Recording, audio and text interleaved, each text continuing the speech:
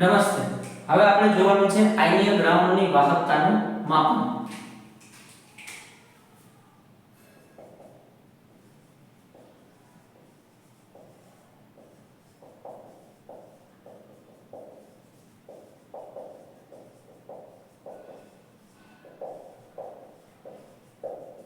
તો આયનીય દ્રાવણની વાહકતાનું માપન કેવી રીતે કરવું? તો જો વાહકતા માપ્યા પહેલા શું માપવું પડશે? અવરોધ. અને અવરોધનું માપન કેવી રીતે કરશું? તો વિસ્ટર્ન બ્રિજની મદદથી કરશું. તેનાથી વિસ્ટર્ન બ્રિજની મદદથી. તો આયનીય દ્રાવણની વાહકતા એ અવરોધના આધારે મેળવી શકાય છે. જ્યાં અવરોધનું માપન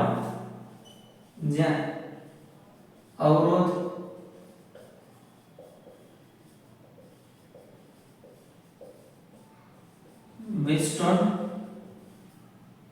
બ્રિજ થી નક્કી કરી શકાય છે. ઓકે. હવે આયનીય દ્રાવણનો અવરોધ માપવામાં બે સમસ્યા જોવા મળશે. અહીં આયનીય દ્રાવણના અવરોધ માપન માટે બે સમસ્યા જોવા મળે છે. તો સમસ્યા 1, પહેલી સમસ્યા કઈ?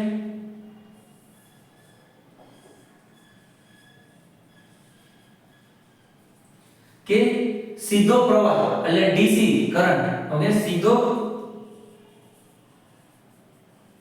પ્રવાહ ડીસી નો ઉપયોગ કરવાથી વિદ્યુત વિભાજ્ય દ્રાવણ સંઘટન બદલાઈ જાય છે. ઓકે. તો સંઘટન જ બદલી નાખે. જે આયનીય દ્રાવણ હશે અથવા વિદ્યુત વિભાજ્ય દ્રાવણ હશે એનું સંઘટનમાં શું બને છે? સીધો વિદ્યુત પ્રવાહ બદલાવ લાવી દેશે. અને સમસ્યા બીજી શું?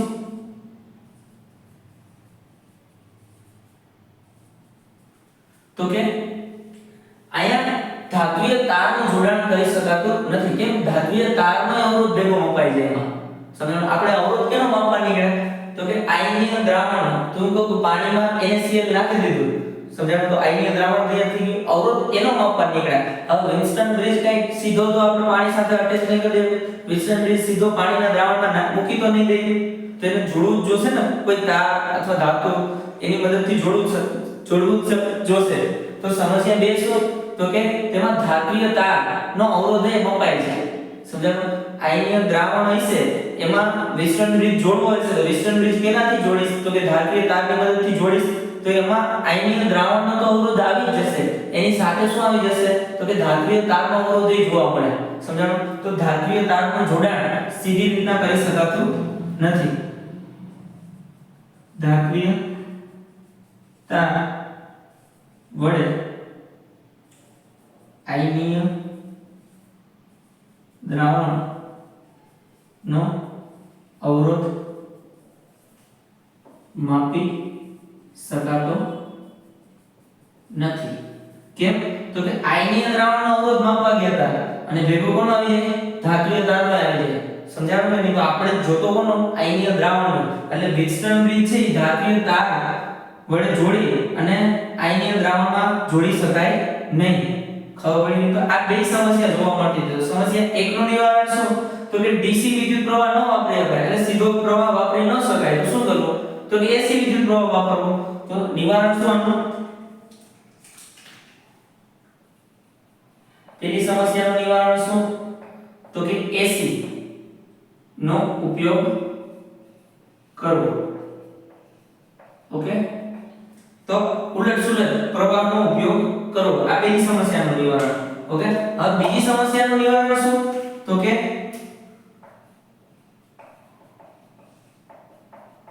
વાહકતા કોષનો ઉપયોગ કરવો. હા, વાહકતા કોષ કેવો હોય? તો વાહકતા કોષની જો આ આકૃતિ દઉં છું.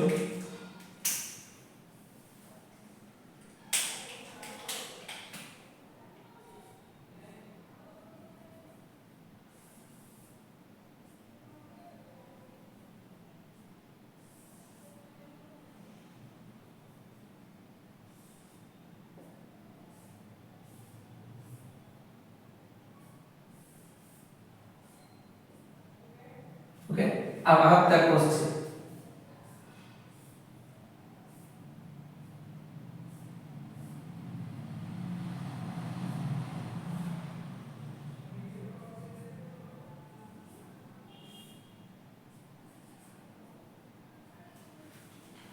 હવે આમાં શું કરવામાં આવે? તો અહીંયા આયનીય દ્રાવણ અથવા વિદ્યુત વિભાજ્ય દ્રાવણ આની અંદર ભરવામાં આવશે. અને આ શું છે? તો કે આ પ્લેટિનમ ના તાર છે.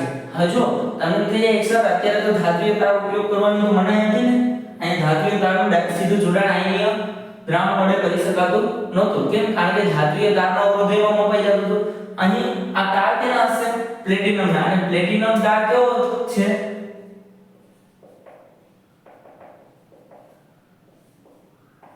પ્લેટિનાઇઝ્ડ પ્લેટિનિયમ. ઓકે, પ્લેટિનમનો તાર. ઓકે, તો પ્લેટિનમ ધાતુ કેવી છે? પ્લેટિનમ કેવી ધાતુ છે? નિષ્ક્રિય ધાતુ છે. કેવી ધાતુ છે? એટલે ત્યાં એનો ઉપયોગ કરવામાં આવે, નિષ્ક્રિય ધાતુ. સમજાણું કે નહીં?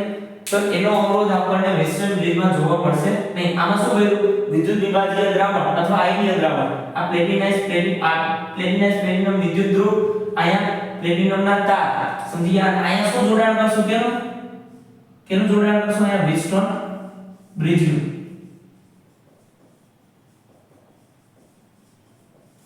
અહીંયા શું કરશું ભાઈ? વ્હીટસ્ટોન બ્રિજનું જોડાણ.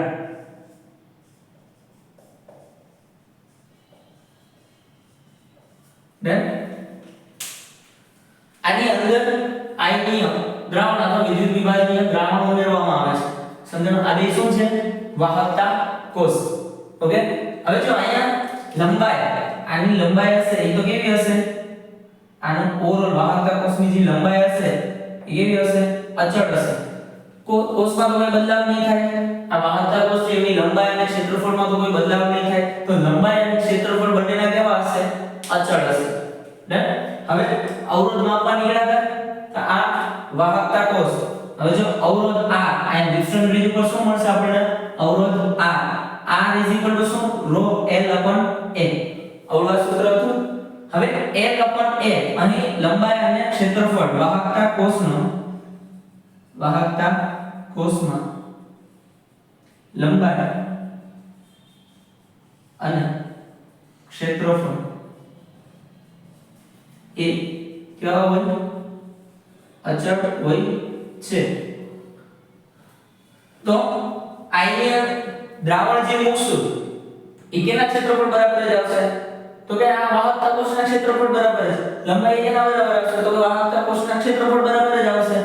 તો L અને A તો કેવા છે? અચળ છે. તો એને કેને સામે આપણે દર્શાવી દો? તો R ρ અને અહીંયા G સ્ટાર. G સ્ટાર ને શું કહીશ? અહીંયા L/A અને એને શું કહે? વાહકતા કોષ અચળાંક. શું કહીશ? વાહકતા કોષ અચળાંક. એસઆઈ એકમ શું થાય? G સ્ટાર નો આનું મીટર સ્ક્વેર. તો G સ્ટાર માં શું થાય? Metre inverse.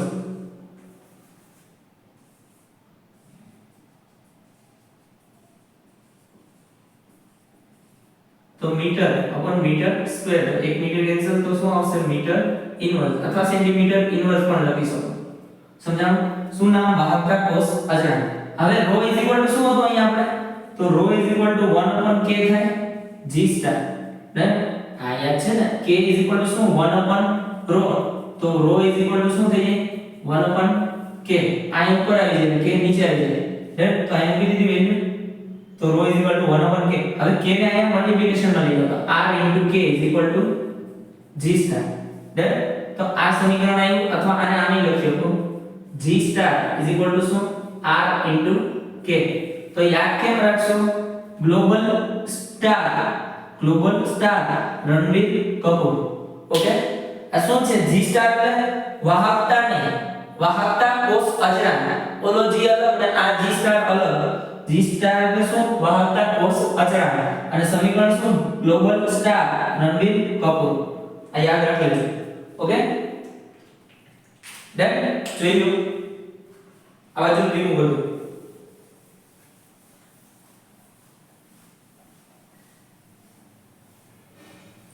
હવે વાહકતા કોષ નો ઉપયોગ ક્યાં કરી શકાય? તો એ તો ખબર પડી ગઈ કે આયનીય દ્રાવણોની આયનીય જે દ્રાવણો એનો અવરોધ માપન માટે વાહકતા કોષનો ઉપયોગ કરી શકાય.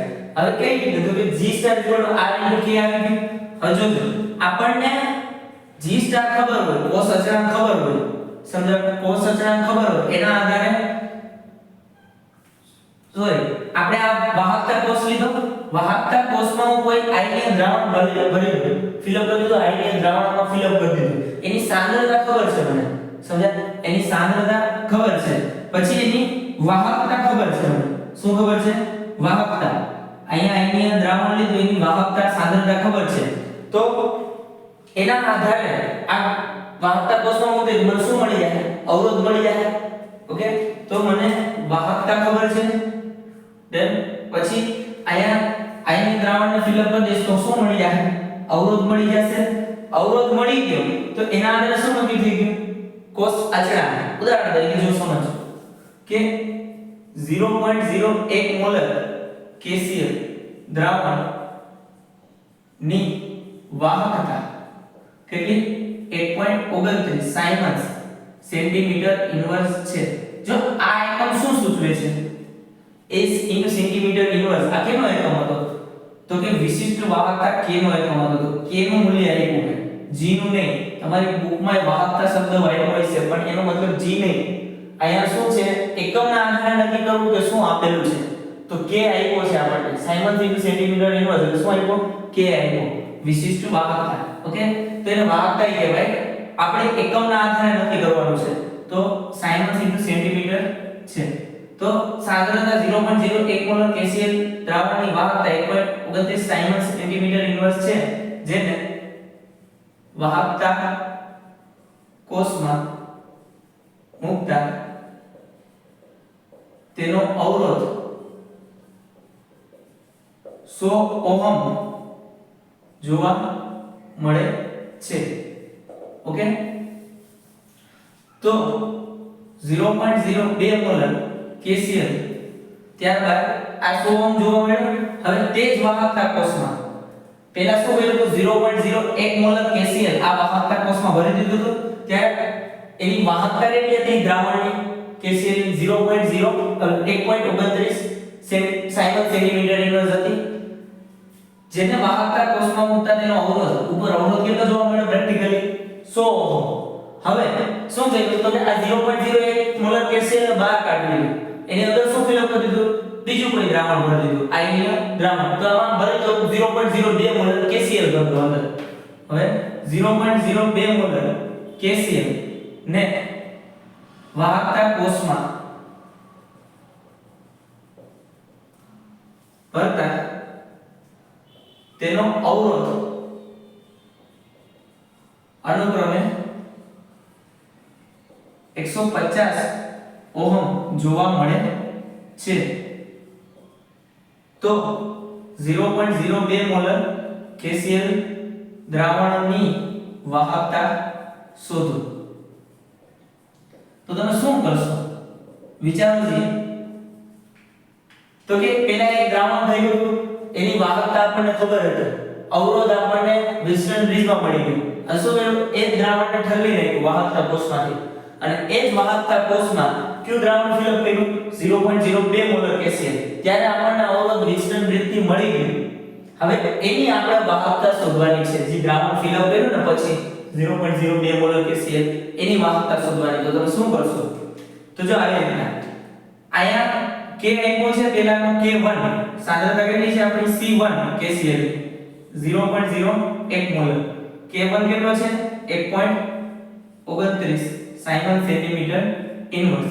ઓકે અવરોધ કેટલો છે R1 100 ઓહમ ઓકે હવે તો સાંદ્રતા બીજી 0.02 મોલ અવરોધ કેટલો છે R2 150 ઓહમ અને શું શોધવાનું છે આપણે K2 શોધવાનું છે ડન તો શું કરશો આપણે તો કે આપણને સૂત્ર ખબર છે G star global star Ranveer Kapoor તો R1 K1 આ તો કેવો છે અચળ છે કોષ અચળાંક આ તો કેવો છે અચળ છે તો આમાં કોઈ લંબાઈ અને ક્ષેત્રફળમાં કોઈ ફેરફાર જોવા મળશે નહીં G સ્ટાર બરાબર શું તો L/A તો એમાં કોઈ બદલાવ જોવા મળે નહીં અચળ છે તો R1 કેટલા છે 100 K1 કેટલા 1.29 તો G સ્ટાર કેટલો આવશે 129 સેન્ટીમીટર ઇન્વર્સ હવે આ જ વેલ્યુના આધારે તમે શું ફાઇન્ડ આઉટ કર્યો તો R2 K2 તો R2 કેટલા છે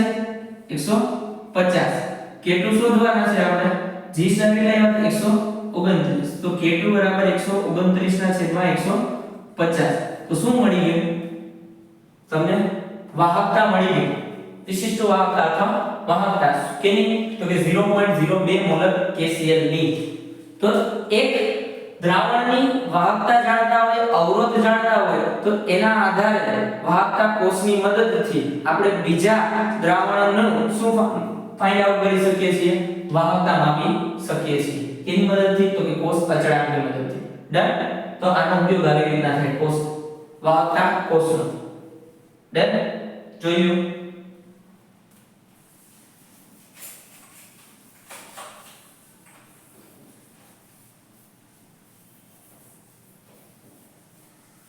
હવે નેક્સ્ટ એક આવશે જો વિસ્તરણ બ્રિજ આવશે હવે વિસ્તરણ બ્રિજ આ કેમિસ્ટ્રીમાં બહુ માઇનર હોય છે અને એટલી જરૂરિયાત નથી આપણે આગળ વિસ્તરણ બ્રિજ તમે ફિઝિક્સમાં વધારે ડિટેલમાં જોશો એક આવશે શબ્દ હજી એક મોલર વાહકતા કયો શબ્દ આવશે મોલર વાહકતા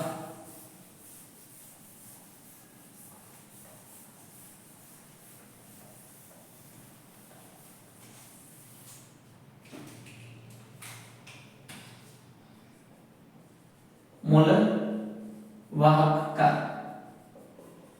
लेमडा m ओके હવે જો નોર્મલી તમે શું વાહકતા હશે ને વાહકતા અને મોલર વાહકતા અલગ વાહકતા શું હતું k ઓકે અને કેના ઉપર આધાર રાખ્યું કે તો કે સાંદ્રતા ઉપર આધાર રાખે છે આયનીય દ્રાવણોની સાંદ્રતા આપણે વિદ્યુત વિભાજ્યની સાંદ્રતા આગળ જોઈ લીધું હતું તો કે વાહકતા કેના ઉપર આધાર રાખશે વિદ્યુત વિભાજ્યની સાંદ્રતા ઉપર જેમ સાંદ્રતા વધારે એમ આયનનું પ્રમાણ વધારે અને એમ વાહકતા વધારે મોલર વાહકતાનો કેસ ઉલટો થશે મોલર વાહકતા બરાબર શું તો કે મોલર વાહકતા K/C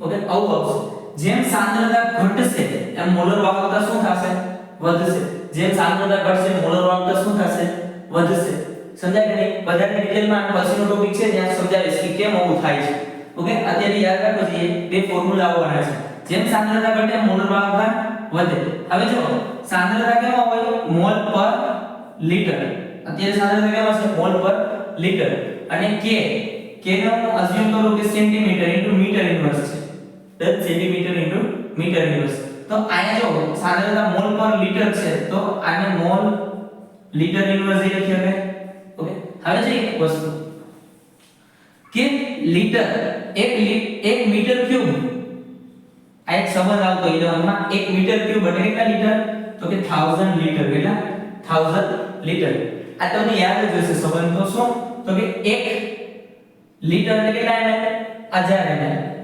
સમજાણો અને 1 મીટર ક્યુબ એટલે કેટલા 1000 લીટર તો સૌથી મોટો એકમ કયો હતો 1 મીટર ક્યુબ હતો કોની કરતા 1 લીટર કરતા 1 લીટર કરતા વધારે મોટો નાનો એકમ કયો 1 ml 1 ml કરતા 1 લીટર વધારે 1 લીટર કરતા 1 મીટર ક્યુબ વધારે કેમ યાદ આવશે ખબર તમે 1 ml એટલે શું આપણે તો પાણીની બોટલ પીતા હોય ને પાણી બોટલ ભરીને જતા તો પાણીની બોટલનું ઢાંકણું છે કે એ કેટલા ml નું હોય 1 ml પાણીની જે બોટલ છે એ કેટલા 1 લીટર ની અને પાણીનો જે ટાંકો છે કેટલા 1 મીટર ક્યુબ ઘરે 1000 લીટરના 2000 લીટરના ટાંકા હોય ને તો 1000 લીટરનો ટાંકો એટલે 1 મીટર ક્યુબ 2000 લીટરનો ટાંકો એટલે 2 મીટર ક્યુબ ડન હવે ફરી અહીં આવી જાવ 1 મીટર ક્યુબ એટલે કેટલા લીટર 1000 લીટર તો 1 લીટર એટલે કેટલા મીટર ક્યુબ તો કે 10 ની -3 મીટર ક્યુબ ડન હવે જો આ જ મૂલ્ય આ મોલ પર લીટર આવું લખો ને, મોલ પર લીટર જ લખો. આ જ મૂલ્ય k નો SI કરશો તો સાયમન્સ ઇન્ટુ મીટર ઇન્વર્સ. સાંદ્રતા એનો કેટલો મોલ અપન લીટર. તો છેદનો છે અંશમાં તો સાયમન્સ ઇન્ટુ મીટર ઇન્વર્સ. અહીંયા લીટર અપન મોલ. હવે 1 લીટર કેટલા આવ્યા જો 10 - 3 મીટર ક્યુબ. તો સાયમન્સ મીટર ઇન્વર્સ લીટર એટલે 10 - 3 મીટર ક્યુબ અપન મોલ. ઓકે, તો મીટર ઇન્વર્સ એટલે -1 છે, મીટર ક્યુબ છે એટલે કેટલા થયા સાયમન્સ. અહીંયા 10 ટુ ધ પાવર -3 છે, નીચે લીધો 10 ટુ ધ પાવર 3 અને અહીંયા મીટર સ્ક્વેર અને અહીંયા શું આવ્યું છેદમાં મોલ. તો siemens metre square into mole inverse આમ લખ્યું. તો આ જો 10 ટુ ધ પાવર 3 આવ્યો ડન. તો આ વેલ્યુ ક્યાં પુટ કરી દો અહીંયા. તો કેવી રીતના લખશો હવે? તો કે જ્યારે મીટરમાં હોય અહીંયા મોલર કન્ડક્ટિવિટી આ મોલર વાહકતા જ્યારે મીટરમાં હોય આનો ફાઇનલ SI એકમ શું આવ્યો siemens metre square mole inverse અને is equal to k upon c. બંનેના યુનિટ સરખાવ્યા ત્યારે 1000 ક્યાં આવ્યું છેદમાં. ઓકે, અને જ્યારે સેન્ટીમીટરમાં લઈ Symons centimetre square mole inverse ત્યારે 1000 ક્યાં આવશે k upon c અને ઉપર આવશે 1000. ઓકે, કેમ જોઈએ અહીંયા કેમ આવ્યો? ફોર એક્ઝામ્પલ હું તમને કહું ફરી એકવાર કે અહીંયા મીટર ઇન્વર્સ હતું ને તો સાયમન્સ ઇન્ટુ સેન્ટીમીટર ઇન્વર્સ લખવાય. શું લખું? Siemens into centimetre inverse divided by શું મોલ પર લીટર. આ મોલર કન્ડક્ટિવિટી અથવા મોલર વાહકતા. હવે 1 લીટર એટલે શું આવ્યો તો 10 - 3 મીટર ક્યુબ હતા. હવે 10 - 3 મીટર ક્યુબ. હવે 1 મીટર કેટલા સેન્ટીમીટર?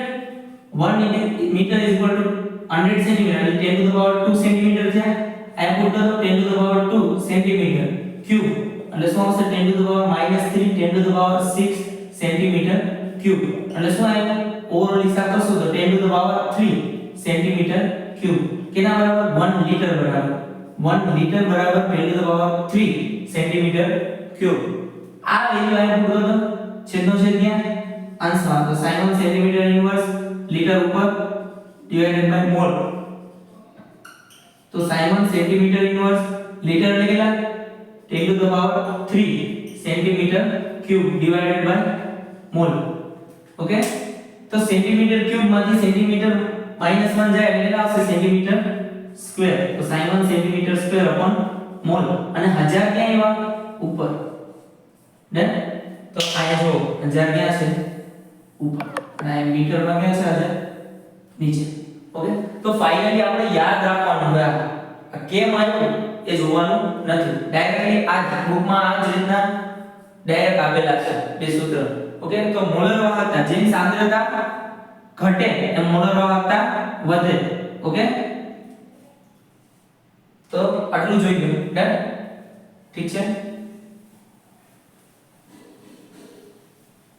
આ બે સમીકરણ નીચે લખી નાખ્યો. 1 મિનિટ આ સાબિતી ન લખો તો ચાલશે. નીચે ડાયરેક્ટ બે સમીકરણ લખી નાખો મોલર વાહકતા.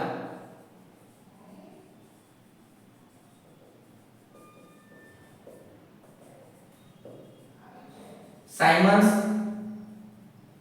Metre square mole inverse is equal to k upon c અને ઉપર મીટર હોય તો ઉપર નહીં, મીટર હોય તો ક્યાં 1000 લખશો નીચે અને Symons centimetre square mole inverse centimetre હોય તો 1000 ક્યાં ઉપર લખશો.